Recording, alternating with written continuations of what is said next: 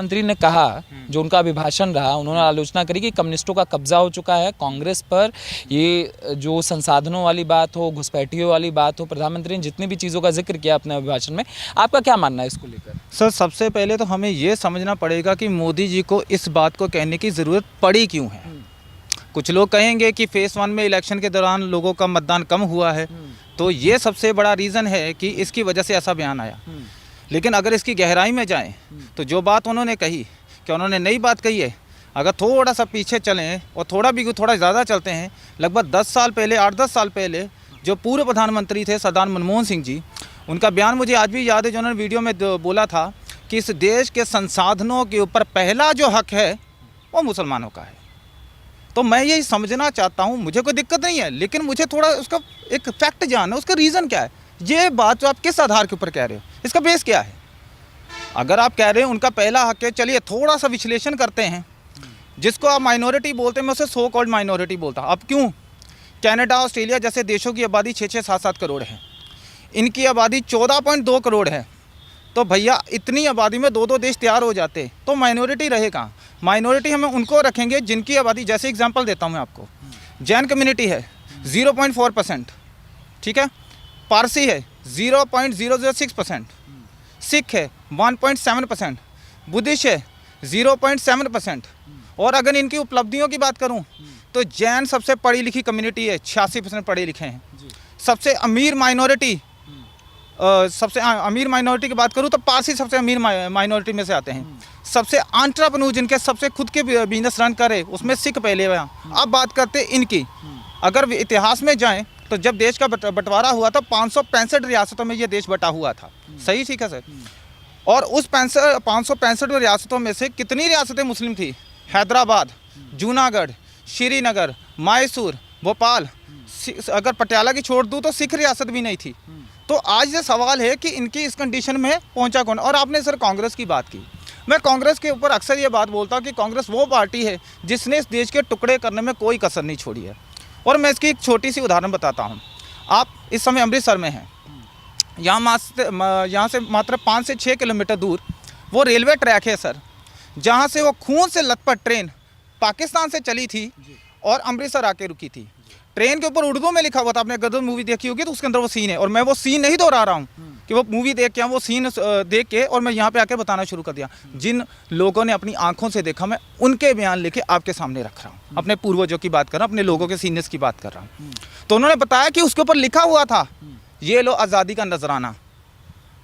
और मैं आपको जानकारी के लिए कर दूँ, उस रेलवे ट्रैक के ऊपर जब कोई ट्रेन गुजरती है तो उसके यहाँ से पानी की कुछ बूंदें गिरती हैं उस ट्रेन से, तो वो सारा ट्रैक भीग जाता है। ठीक उसी तरीके से उस दिन जब वो ट्रेन पाकिस्तान से चली थी बंटवारे के दौरान, तो लाशों से कटी हुई बच्चों की, बूढ़ों की, कपड़े उतरे हुए, बलात्कार की हुई औरतों की लाशें खून से लथपथ, जिसकी खून की एक एक बूंद उस रेलवे ट्रैक से पाकिस्तान से लेके दिल्ली तक उस ट्रैक को रेड कलर करती जाएगी, उसको पूरा लाल रंग से भर दिया था। तो मैं उस धरती से बोल रहा हूँ जिसने सिवाय खून से कुछ नहीं देखा। अगर मैं कत्लेआम की बात करूं, मैं जानता हूं थोड़ा सा टॉपिक में थोड़ा उस तरफ लेके जा रहा हूं, लेकिन हिस्ट्री अगर नहीं बताएंगे तो शायद लोग नहीं समझेंगे। मैं अपना आंकड़ा नहीं दे रहा हूं, मैं सबूत भी दूंगा जो मैं बोल रहा हूं। यहाँ पे एग्जाम्पल कोट करता हूं, जब मोहम्मद बिन कासिम 712 ईस्वी में राजा दाहिर सेन के ऊपर हमला किया था सिंध के अंदर, तब से लेके बहादुर शाह जफर तक, आखिरी मुगल तक, आपको पता है सर कितने हिंदुओं का कत्लेआम हुआ? लगभग 9 करोड़ हिंदुओं का। 1200 सालों में 9 करोड़ हिंदुओं का कत्लेआम किया गया। अगर इसे मैं 1 साल के हिसाब से बांटूं तो हर साल 75,000 हिंदू मारे गए। अगर इसे मैं महीने के हिसाब से बांटूं तो 6,250 हिंदू हर महीने मारे गए। इसे अगर एक दिन में बांटूं तो 208 हिंदू हर रोज़ मारे गए। तो सर 1200 साल, हर साल में 12 महीने और हर महीने में 30 दिन और हर दिन में 208 हिंदुओं का कत्लेआम हो रहा था। इतना खून बहाया था। मैं तो उस धरती से बोल रहा हूँ जहाँ से मोहम्मद बिन कासिम ने अटैक शुरू किया था और अंग्रेज़ों तक हमने सिवाय कत्लेआम के कुछ नहीं देखा इस धरती पे। और जिसकी माइनॉरिटी की बात कर रहे हैं, कोई प्रॉब्लम नहीं है सर, लेकिन आपको एक उदाहरण और देता हूँ। जब इस देश का बंटवारा हुआ था, खास करके जिस जगह मैं खड़ा हूँ अमृतसर में, यहाँ पे और दिल्ली के लोग जितने भी अपने घर बार यहाँ से छोड़कर गए थे, ये बात बड़ी ध्यान से छोड़िएगा, खास करके मैं मुसलमानों की बात कर रहा हूँ। जो मुसलमान यहाँ पे प्रॉपर्टियाँ छोड़ के गए थे, जो उस तरफ गए थे, पहले उधर से शुरू करते हैं ताकि जनता को ईजिली बात समझ आ जाए कि मैं कहना क्या चाहता हूँ। जब बंटवारा हुआ तो लाहौर की उदाहरण देता हूँ। लाहौर प्रभु श्री रामचंद्र जी के बड़े बेटे लव के नाम पर पड़ा था। वहाँ पे 80% हिंदू सिख थे, ठीक है सर। आज बड़ी मुश्किल से 4 या 5 परिवार होंगे। कहाँ गए? ज़मीन खा गए या आसमान खा गए। बंटवारे के वक्त तो इन्होंने बहुत कुछ ले लिया। वहाँ पे जितनी भी प्रॉपर्टियाँ छोड़ के वो यहाँ पे आए थे, उन प्रॉपर्टियों के ऊपर आज उनका कब्जा है। अगर लाहौर की बात करूँ, सर गंगाराम ने 80% लाहौर बनाया। वो इसलिए मैं कह रहा कि हवा में बातें, जाके चेक कर लीजिए। वहाँ के कॉलेज, हॉस्पिटल, जितने भी बड़ी बिल्डिंगें हैं सर गंगाराम ने बनाई है। उनकी मूर्ति तक नहीं है वहाँ पे थी, वो तोड़ के रख दी जिहादियों ने। और आपको एक चीज़ क्लियर करना चाहूँगा कि 80% कुर्बानियाँ, माफ़ी चाहूँगा, जो मैं बात कर रहा था कि वहाँ से जो लोग वहाँ यहाँ आए थे, उनकी प्रॉपर्टी को वहाँ के मुसलमानों ने कब्जा कर लिया। और जब वो यहाँ आए थे और जो यहाँ के मुसलमान वहाँ गए थे, रूल ये कहता था कि अपने घर बार छोड़ के आए हैं, अपना सारा कुछ तबाह करके आए हैं, तो वो घर कम से कम उनको सर ढकने के लिए वो छत दे देनी चाहिए थी। लेकिन नेहरू ने चाल चली, 1954 में वक्फ बोर्ड का निर्माण करवाया और भारत के अंदर जो प्रॉपर्टियाँ मुसलमान छोड़ के गए थे, 90% वो प्रॉपर्टियाँ वक्फ बोर्ड के नाम कर दी। और जो वहाँ से यहाँ आए थे, अब खालसा कॉलेज देखिए अमृतसर में जाके, उसके सामने वाला जो लैंड है, वहाँ पे वो तमाम हिंदू और सिख जो धक्के खा के आए थे, जो बचे कुचे थे, वो उन्होंने 6 से महीने, 8 महीने, पता नहीं साल वहाँ पे अपना जीवन बिताया। भीषण गर्मी झेली, भीषण सर्दी झेली, ना कपड़े थे, ना खाने को था, और इधर शपथ ग्रहण चल रहा था। और कांग्रेस ने उसके अंदर और तेल डाला। 1995 के अंदर वक्फ बोर्ड के लिए वक्फ एक्ट बना दिया ताकि आप किसी भी लैंड के ऊपर दावा ठोकिए वो आपका हो जाएगा। और 2013 जाते जाते सरदार मनमोहन सिंह की सरकार जब गई तो उनको अनलिमिटेड पावर दे दी ताकि आप किसी भी लैंड के ऊपर दावा ठोक दिए। और सबसे शर्म की बात देखिए, अगर कोई वक्फ बोर्ड वाला आपकी प्रॉपर्टी के ऊपर दावा ठोकता है तो आप कोर्ट नहीं जा सकते हो, और जिसके यहाँ जाना है उसका जज भी उस कम्युनिटी से होगा, वकील भी उस कम्युनिटी से होगा, कार्रवाई करने वाले भी सारी उस कम्युनिटी से होंगे। तो बताइए सर क्या है ये? किसने किया? ये कांग्रेस ने किया। तो ये जो माइनॉरिटी की बात कर रहे हैं सर, उस माइनॉरिटी के पास इस समय वक्फ बोर्ड की बात करूं तो 8 लाख वर्ग किलोमीटर का लैंड उनके पास है। भारत के 30वें नंबर पे उनके पास लैंड है। फिर भी अगर आपकी माइनॉरिटी के लोग धक्के खा रहे हैं, कोई गमले बेच रहा है, कोई कुल्फी बेच रहा है, तो फिर सर उसके लिए आपका कसूरवार है। कांग्रेस ने तो देने में कोई कसर छोड़ी नहीं इन लोगों को। मैं घुसपैठियों का जिक्र करना प्रधानमंत्री का। सर बांग्लादेशी, रोहिंग्या, मुसलमानों का मुद्दा कोई नया नहीं है। मोदी जी को चले साइड पर रखते हैं। इसका पहली बार जिक्र तो सरदार मनमोहन सिंह ने खुद कहा था। उन्होंने कहा था, आप जाके यूट्यूब पे चेक करिए, उनके बयान आई थिंक आज भी होंगे, आर्टिकल भी मिल जाएंगे। उन्होंने कहा था कि बॉर्डर से उस तरफ लोग घुस रहे हैं, घुसपैठ कर रहे हैं, और ये भारत की डेमोग्राफी को इंटेंशनली चेंज किया जा रहा है सो दैट कि इस भारत को दारुल अमन से दारुल हर्ब तो बना दिया, अब दारुल हर्ब से दारुल इस्लाम बनाना चाहते हैं। इस कंट्री का इस्लामीकरण में विपक्ष जो है वो बहुत बड़ा कंट्रीब्यूशन कर रहा है।